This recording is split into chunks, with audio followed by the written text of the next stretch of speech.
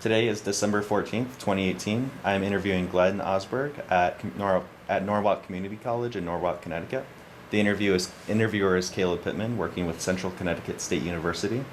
Could you just please state your full name and the city and state in which you live? Yeah, Glen Ralph Osberg. I live in Darien, Connecticut. And in which war did you serve? Vietnam. What was your branch of service? The Army. And what was your highest rank? First Lieutenant. Okay, and then you can... Yeah, so this is basically, I attended Norwich University in Northfield, Vermont. And it's the oldest private military college in the country, basically. They celebrate their 200th anniversary in 2019. And so I wrote this article, and the motto, the school motto is very important. It's called "I Will Try." And I wrote this article to be released in their newsletter, if you will. So oddly enough, it's called "I Will Try." Great. So I'll read it, and then we can spin off and we go back and forth. But so I was born during the era of infamy, an only child of Depression-born parents and raised by first-generation immigrants. No one on both sides of my parents' families ever attended college, and none of the females ever finished high school. So the notion of me going to college became a family obsession, particularly since I was the firstborn and also a male, which sadly was a priority 50 years ago. Additionally, everyone had been impacted by the horrors of 3 wars during their lifetime, so the notion of peace during their lifetime was an illusion at best.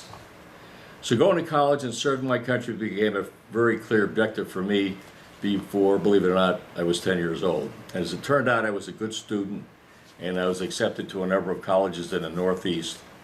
But a friend of my dad sold me on the idea of attending Norwich University, which I said is the oldest private military college in the United States, and effectively getting an education and at the same time getting the officer's commission.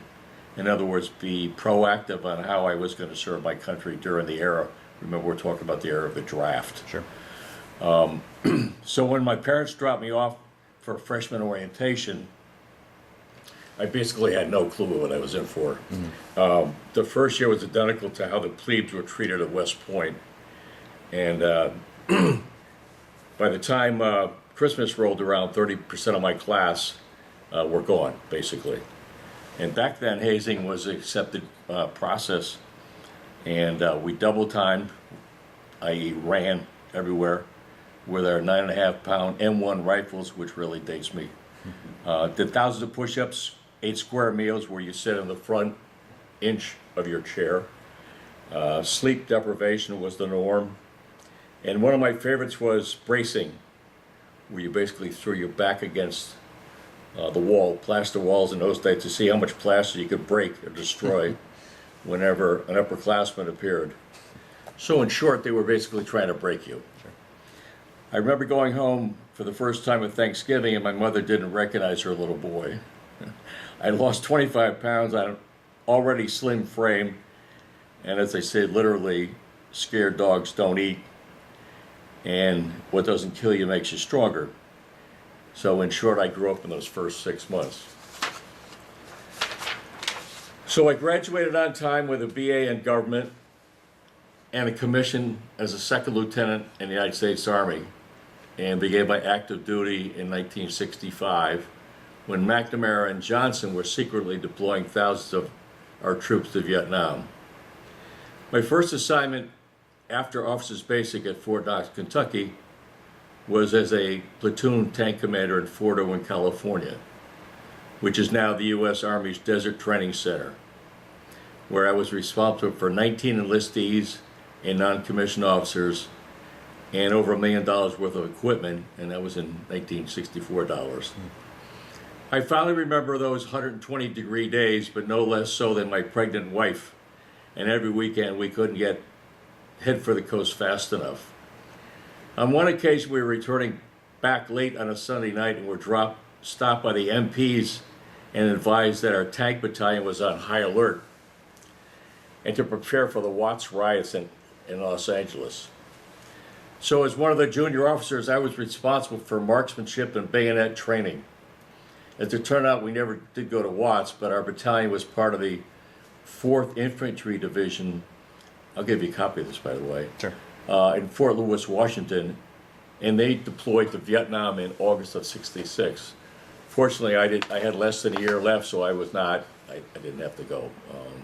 In fact, 2 of my fellow officers, like next door neighbors, got killed in the first month they were there. And it became painfully clear that tanks were ill-suited for jungle warfare, and for the remainder of the war, tanks were basically used as mobile artillery pieces.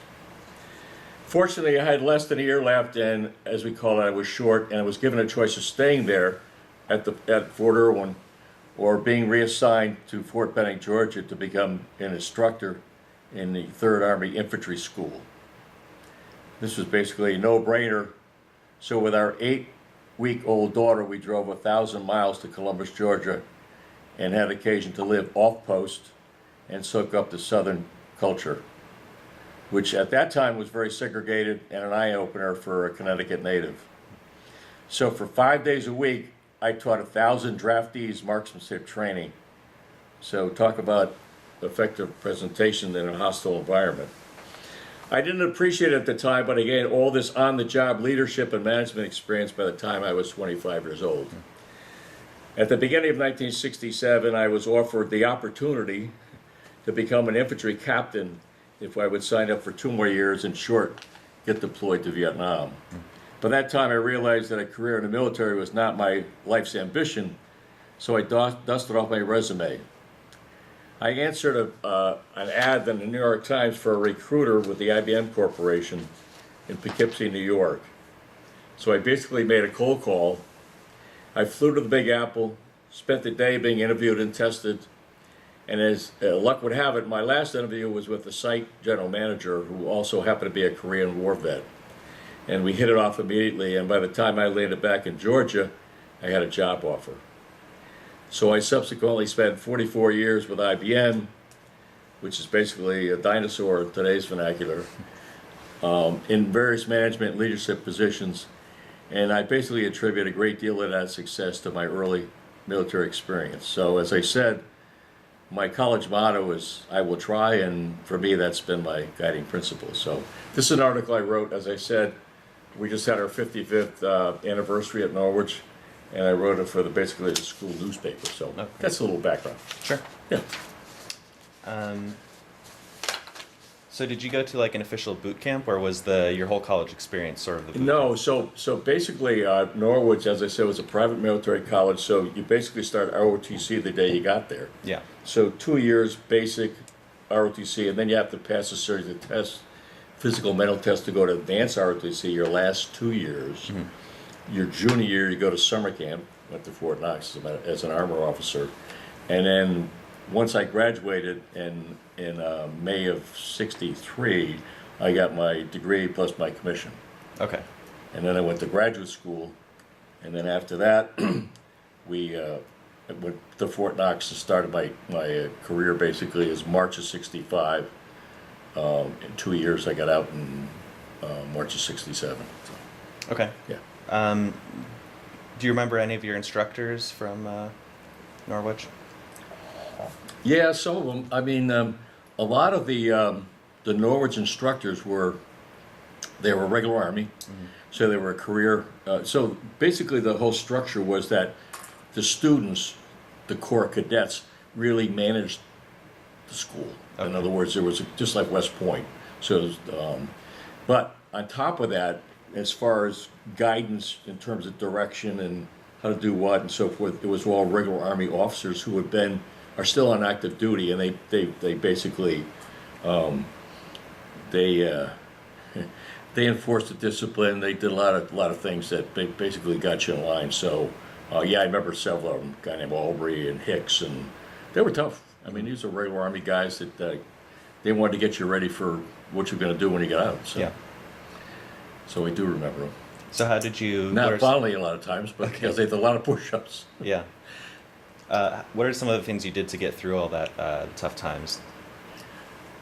That's a good point. But as I said, I was really focused on getting a degree, because I was the firstborn to attend college out of my family, and B, the ROTC and the service part of it, I just thought it was part of my duty. I never questioned it.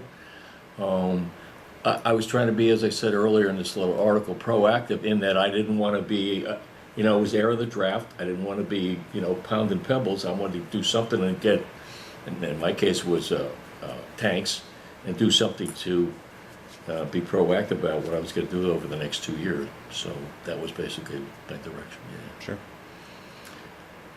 So then you went to Fort Knox after that. Fort Knox for basic training, which was my wife and I.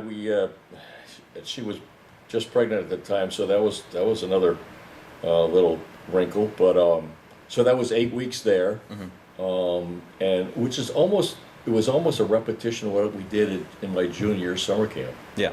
A lot of the same instructors, a lot of the same stuff to cover. So got out of there after 8 weeks. So that wasn't that wasn't a typical officers candidate school where you get your commission after. I had already had my commission. So that was more of a refresh, if you will, before going into Fort Irwin, California. Okay. What were your impressions of Fort Knox? What do you think of it? Yeah, it was an armor center, still is. It was a different part of the country. I was a Connecticut native. I'd never traveled very much. Yeah. Didn't have an awful lot of money. I was a blue-collar family. So it was, getting out of Dodge and living in Kentucky and part of your life experience. Great.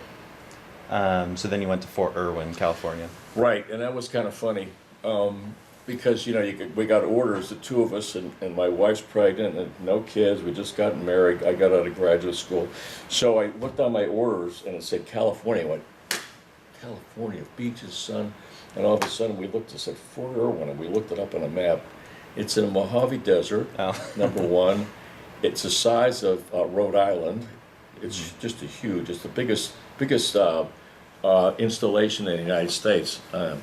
In those days, it was not the Desert Training Center. Fort Hood, Texas was, but now it is. It's really massive, and only because if you think of Iraq and Afghanistan, the focus on desert training became a big deal. But it was tough because 120 degrees. We didn't have an air-conditioned car. Oh wow. But we did have housing. We had officers' housing, which was air-conditioned, but it was very isolated. It was 10 miles from the nearest town. It was very insular. It was just a little Army community centered around this armored battalion. We were part of Fort Lewis, Washington, which was another 1,500 miles away, so we were just a little Army unit, and so we were pretty isolated. But conditions were tough because you had to watch where you walked. There were scorpions all over the place, and sidewinders. I mean, you really had to be very careful.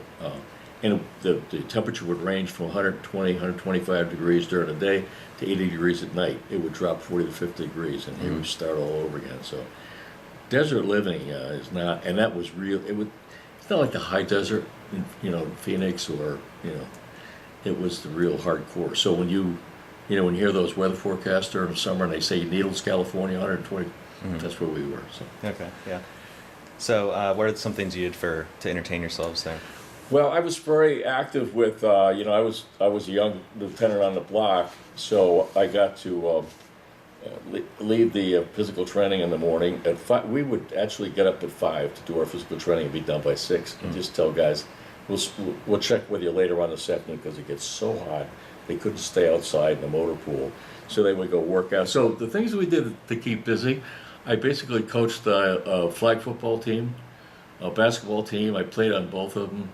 Had a swim team I was part of. So, we were young. I was still very physically active. So that was some of the stuff. As I said, my wife was pregnant, so although she belonged to organizations before we went there, there was nothing around. Barstow, California is in the middle of nowhere. That was the closest town. So things that she did back in Cleveland when we first got married, they weren't even around, like the junior league. So, so that was basically it. And trying to every weekend we try to get to the coast, just get out of the heat. It was rough. Anyway. So what was you said you did you trained people from in the morning 5 to 6. What was the rest of your day-to-day schedule? So yeah, we would have classes indoor, which most of the activity, because it was so darn hot out, you could not do anything outside. So any classes we gave, and there were a lot of classes that we teach, were all indoors. So it could have been anything, maintenance, classes on, how to take care of your tank and gunnery, but we did a lot of, because we were part of the 4th Infantry Division out of Fort Lewis, we were called what's Strack Alert. We were always on 24-hour alert, and so we did a lot of field exercises. We went out and did a lot of within the battalion, doing exercises in the field to get ready for combat, which is an interesting point. I remember when we first got there, somebody told me, just to give you an idea, that the risk isn't always you have to be in combat. When just 2 years before we got there, there was an exercise between Fort Hood, Texas, and Fort Irwin, where the battalion came from Hood to Irwin, and it was a desert training warfare games for a month, and 17 people died Wow. in training. So snake bites, people run over at night by tanks, but so yeah, there were a lot of, and because you had to keep busy, there were a lot of field exercises. So Okay. What was the food like at there? well, you shopped at the PX, which was the local stuff. I mean, because you got a discount. Not great. I mean, it wasn't Army food. It's not like eating sea rations. You're not out in the field. So, but you were subject to, you're not going to go in, drive 15 miles to get groceries and drive back in the desert in the heat. So we basically bought all the food at the PX. So it was okay. It wasn't great, We got through it. When you're young and you don't have any other choice, you do it, right? Yeah. Did you stay in touch with your family while you're in Oh California? yeah, no, for sure. Because Linda was pregnant, so her mom came out a couple of times from Cleveland, and then we had my grandmother passed away here in Connecticut, so I had to come back for that. But we didn't leave Fort Irwin until we transferred to come back to Fort Benning, Georgia. So we were out there the whole time, from the time we landed in May of '65 till the time we left in the spring of '66 to go to Fort Benning. So we were here. We didn't come back for Christmas or Thanksgiving or anything. But it was, phone calls, letters, and stuff. The answer is yes. Yeah, sure. Did you feel a lot of pressure or stress when you were at Fort Irwin? The what? Was there a lot of pressure or stress there in that environment? Yeah, the fact that Vietnam was ramping up. No one knew if we were going to be deployed or not. Certainly, most of the effort early on was, advisors and infantry. There wasn't very much armor, and as I said, the armor MOS, in other words, your specialty, was one of the highest fatality MOSs during the war. But we always were conscious of that. Nam was going to happen, and whether we win or not, it wasn't a question of if, it was when. Yeah. And they finally deployed in August of '66, and I basically Googled it because I lost touch with everyone, and we were there less than a year. And once they got over there, they were deployed into about 5 different infantry and armor regiments. They didn't stay as their own unit. They got, a platoon here or there, so they dispersed fundamentally. So what did you think of your fellows servicemen or officers? They were all draftees, so the enlisted guys, it was an interesting mix there. The draftees were all mostly local California kids that were in it because they got drafted, so they weren't real happy to be there. Although they had their 2-year obligation, and most all the non-commissioned officers, my sergeants, were all Korean War vets, and they were tough old dogs. They were not all spit and polish, but if you want to go out in the desert and learn how to, drive a tank and learn how to maneuver and find your way, they were terrific because they had hands-on experience. So it was kind of an interesting mix. Sure. Do you remember any funny or interesting events that happened in Fort Irwin? Well, it was the officers got together a lot, so there was a lot of beer drinking on the weekends with everybody. But one of the interesting was that when I managed the basketball team, and so we won the post championship, which is our little battalion. So we got invited to play the Marines in Barstow. There was a supply outfit in Barstow, California. And we went and we beat them. And they were so upset, you know, if you understand Marines, Marine pride and so forth. So they insisted on a rematch. This was a couple months later. And they beat us. And they if you played basketball before, they full pressed us from the minute we got the ball. They just ran us into the ground. So that was kind of funny. So anyway, yeah, we get away every weekend. So we got to go. A lot of my fellows I went to college with, several of them were on the coast. One was at Fort Ord, California.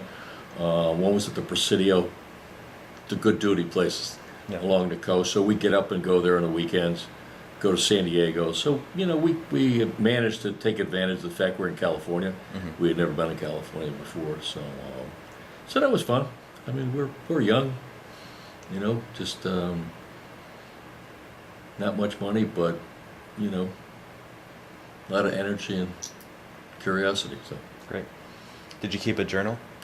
no, I didn't. I really didn't. Now, a lot of stuff I remember because I still have a decent memory. No, I never did keep a journal. Okay.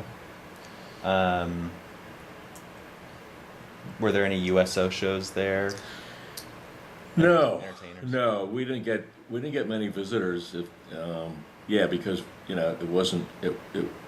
Even though we were a combat unit, I'm sure all the USO activity occurred after the battalion deployed to Nam. Sure, They got it yeah. over there, but the answer is no. Yeah. Were you awarded any medals or citations? No, I just commendation letters when I got out Okay. out of Fort Benning and also Fort Irwin. But you know, there's no combat associated with that. So the answer is yes, but yeah, nothing special. Okay. Did you sustain any injuries throughout that time? No, I knock on wood. I was, you know, and there were a lot of tanks are dangerous. I mean, it's a 52-ton thing that goes 40 miles an hour and bang in the night. So I mean, a lot of guys would, you know, break limbs and falling off tanks and breaking fingers when the hatch snapped. And Oh, yeah. so no, I was fortunate in that regard. Okay. What kind of tanks did you work with? Like what They were models? called M48 tanks, so these are dinosaurs today. And so at Nam, when they deployed to Nam, they went with, so if you think of a 90 millimeter gun, that's the width of this room pretty Wow. much, and shell this big and that long. And then they graduate to M60s, which were state of the art. Today they're Abram tanks, which is another iteration. So about 5 technologies to go. But, and they're like a coffin. I mean, there were 4 people in it. There was a tank commander, so I'd be a tank commander. There'd be a gunner, a loader, and a driver in a very confined space. And so if you think of this as the inside of the tank with the 90 millimeter facing out, all the rounds of ammunition were all inside the tank. So you're staring at all. So if you got hit with an armor-piercing round on the outside, you were toast because all that stuff was going to explode. So they were. Wow. We call them the coffin in some cases, and that's what happened in Nam because they were very visible and you know, very vulnerable. Let's put it that way. Sure. So that was a little level of anxiety. So after Fort Irwin, you went to Fort Benning, Georgia? Correct. Yeah. Okay. We drove there with our little 8-week-old daughter, that's another little story. She was born in Fort Irwin, California, and the gentleman who delivered her had never delivered a baby before. Oh. He was on active duty too, Yeah. so that was like, really? You haven't done this before? So yeah, we went to Fort Irwin, and we were lucky enough to live off the post because the post, Fort Benning, is huge. There's about 100,000 active duty back then. In those days, it was the 3rd Infantry Division. It was a Ranger School, Airborne School. So it was a big Army town, but there was no housing. So we arranged to live downtown in Columbus, Georgia, and lived in this little place called Azalea Court with this family of people that were homegrown Southerners that owned they owned all the 4 homes in the court. My wife somehow had a connection. She belonged to the junior league in Cleveland, and she joined in Georgia. And through that connection, we were able to live in a beautiful little ranch house. And so when I got through the day's work at the Post, we kind of put on our Southern face and our civilian face pretty easily. So that was a nice transition to be able to do that and be surrounded by not service people 24/7. So what was your impression of the base itself, the Post? It was cold. Cold. I mean, it's a big, huge place. I mean, it was 100,000 folks, and that was during the ramp up. So this was 1966, 1967, when we were secretly deploying thousands and thousands of people to Vietnam. You remember if you've seen all the TV documentaries about McNamara and Johnson and what they did behind everyone's back. So Banning was probably booming more than any post in the country because it was infantry, it was airborne, ranger, special forces. But I never went on the post because I had a rifle range I managed. It was myself and 4 sergeants that ran and we were the last qualifying spot for the infantry school. So basic trainees had, I don't know what it was, 8 or 12 weeks to get through. We were at the very end of their qualification. So they had in order to get out, in other words, in order to advance, they had to pass their tests at my range. So this is old school. This is like 75, 150, 300 meter range targets, which were totally impractical for Vietnam. Totally. Because everything was close range and it was jungle warfare pretty much. So you don't really feel like you were preparing them that I did, only because the fundamentals are still there. Yeah. Pulling off a round if you've ever, fired a gun, in terms of your posture and don't jerk the trigger, breathe, all that fundamental stuff. But the idea of a 3,000 meter target was fanciful in Vietnam. So it's a good question. What I wound up doing, I had a special project that I was asked to do. It was called snap shooting, instinct shooting, where we basically trained, this was after they qualified, a little module with basically BB guns and plastic targets from here to the door, where you'd have to just get a round off. Don't even aim or anything, just because it was called instinct shooting. So, so we had to adapt. I mean, look, the M1 rifle, 9.5 pounds, that got replaced by the M14, M16, which are a lot lighter, more suitable to jungle warfare. So a lot of things changed. Okay. You talked a bit in your essay about segregation in the South and how that was kind of a new experience. Yeah, that was for an you. eye-opener, Caleb. So my, just to digress, that's one of the stories. The minute we came in, I don't know, it was just 3,000 miles in the 1964 Valiant with no air conditioning and an 8-week-old baby. I remember coming into Columbus, Georgia. We stayed in a hotel, and I remember getting up we stayed in, we couldn't wait to get out. We kind of desperate to get into a place for the night. And the first thing, went to a gas station, they had colored only. Wow. On the doors, at the water fountain. It was a whole, for a person from Connecticut, and my wife was from Ohio, that was an eye-opener. But the real eye-opener was my in-laws' parents lived in Greenwood, Mississippi, which is the heart of the Delta. And really, in 1960, this is when things were just cranking up in terms of riots and so forth. We had occasion to go visit them, and they were born and bred Southern, Baptists. And I remember we spent the weekend with this is my wife's grandparents, my father-in-law's folks. We spent the weekend with them. We got up on a Sunday morning with our little daughter to go back to Fort Benning. We're just going to visit and say hello and spend have dinner and so forth. We got up, and there was a brochure sitting on my car window. United Klansmen of North America. We have a meeting. This is 12 o'clock noon on a Sunday. Wow. As we're driving out of town, there was a meeting down in this little football field. People with white hoods on their horses, no torches, no anything, but a Klans meeting with several hundred people right there in the town, right in the football field. Wow. So that was another little. There's another world out there for me. So yeah, that was a life experience. Wow.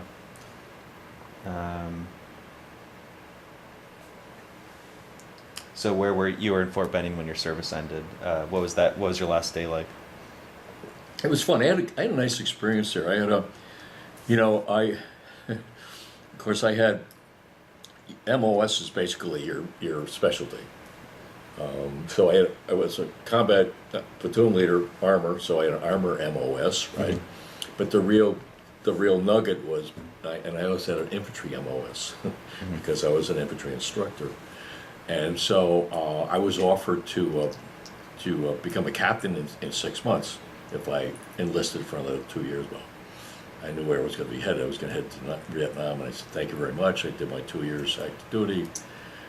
But the gentleman who was the guy named Major Lomax, who I remember was real nice, West Pointer, he just knew, look, I was doing my duty. I wasn't avoiding the draft. I was doing what my country asked of me.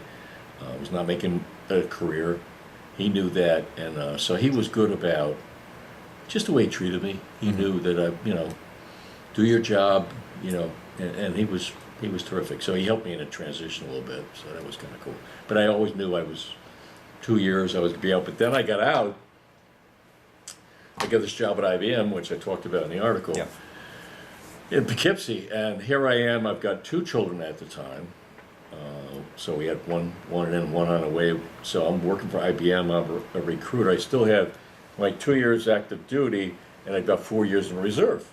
That's my obligation was 6 years. So 63 to 69 from when I graduated to fulfilling my 6 years, and they tried to get me back into service because I had 4 years in reserve. So because I had those 2 MOSs, infantry and armor, and so I basically joined a station hospital in Poughkeepsie, New York, for 4 years, and so I was just look. I did my 2 years active duty. I've done what I was asked to do, and I'm going to do my 4 years, but they were trying to get me to go back in with 2 kids. I was like, whoa. To send you to Vietnam, probably, right? Oh, yeah. Oh, for sure. So, I mean, if I joined one of the units in Poughkeepsie, there was an armor or an infantry unit, I was gone. I would have been back in. So, anyway, they were desperate at that time. The buildup was just crazy. Just to give you an example, you just triggered a thought. They were I remember 2 incidents on my rifle range. And this was at the end of basic training. So these guys have been there, all draftees, and a lot of them didn't want to be there, but they were there because Vietnam was getting a bad taste in a lot of people's mouth in 66, 67. My lie hadn't happened, but and 2 things happened different times. Talk about how desperate the service was to get people in. One gentleman who was there qualifying. This is the week 12. He had epilepsy. He had a seizure on my range. All of a sudden, he's firing. Nobody got shot, but I remember like it was yesterday. And luckily one of the sergeants, because they'd come with their own instructors as well as my group, their own sergeants, grabbed the rifle.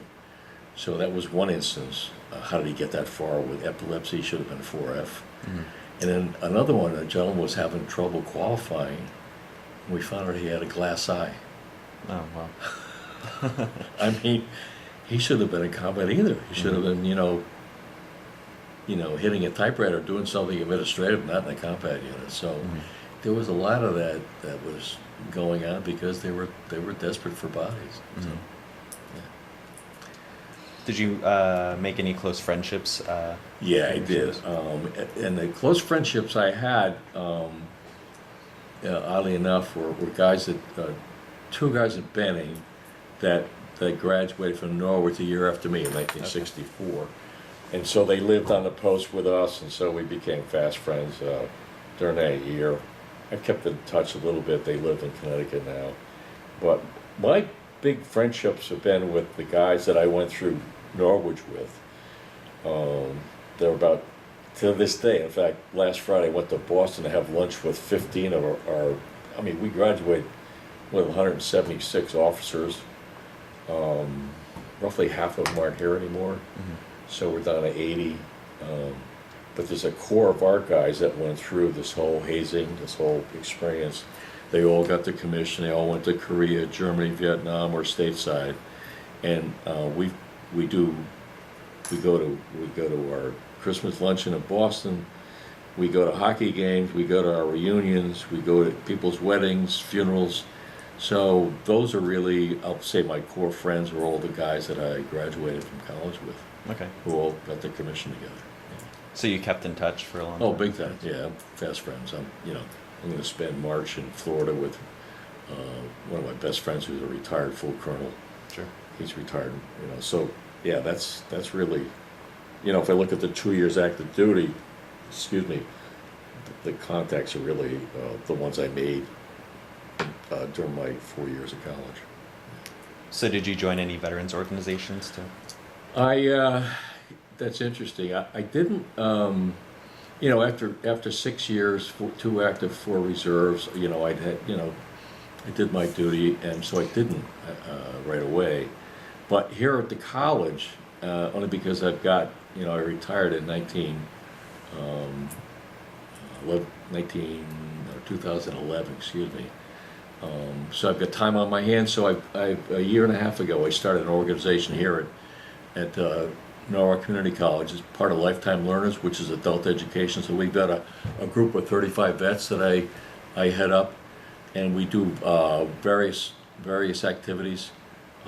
One of them is what we're doing right now, and it's to preserve our legacy and our stories.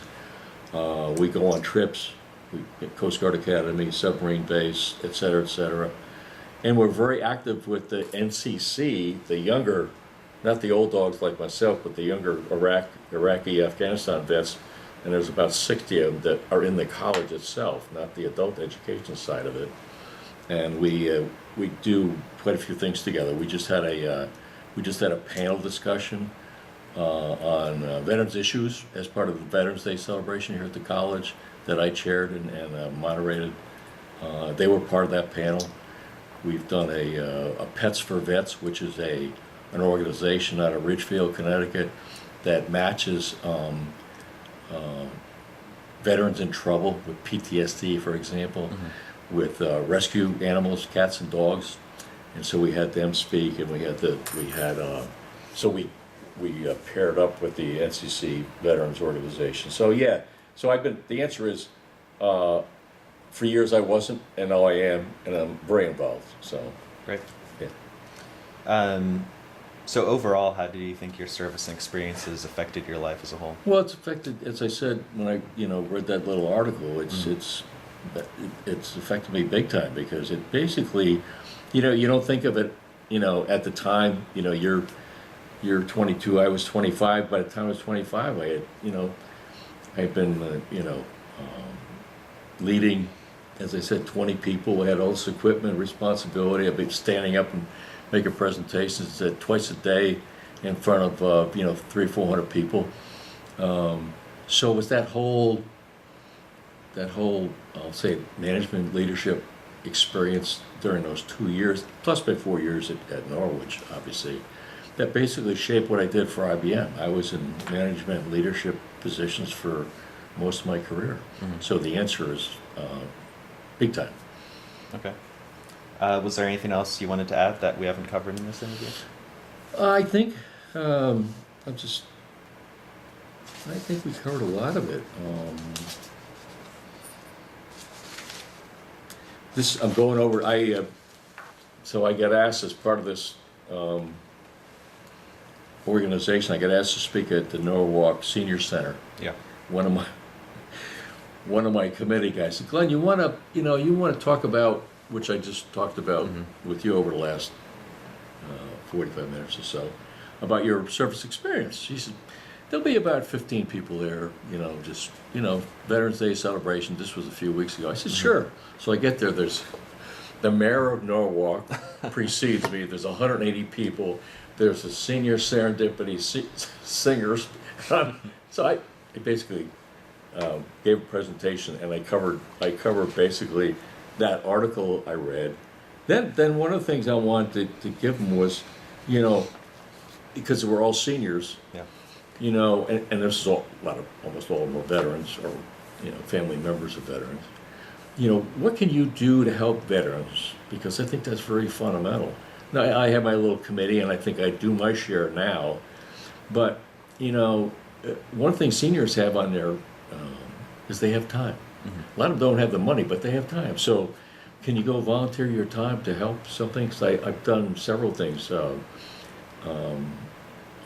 And I gave these as a couple of examples. I'm Commodore of the Boat Club here in Darien. So I went to the local VFW, and I found out they had a PTSD group that met once a month. They were from Fairfield County, but they met there in Darien.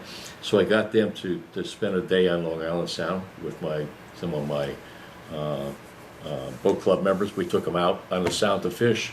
We had them, we had them to lunch, that kind of stuff. It's not a big deal. It didn't cost any money. Another one, Norwich, was very active in the VA in Rocky Hill. There was a gal who would basically get all these goodies to send to our troops, whether it be books, clothing, etc. And she needed people to package and segregate and work. So we spent a whole Saturday up there helping. But Caleb, there's a lot of stuff that can be done that necessarily, as I said, it takes time. It doesn't take money. So I was just trying to give them an idea. If you're really, concerned about veterans, there's a lot of things you can do. Yeah. So I think that's about it. Okay, great. Well, I'd like to thank you for your service and also for the time to be interviewed today. All right. Good, Caleb.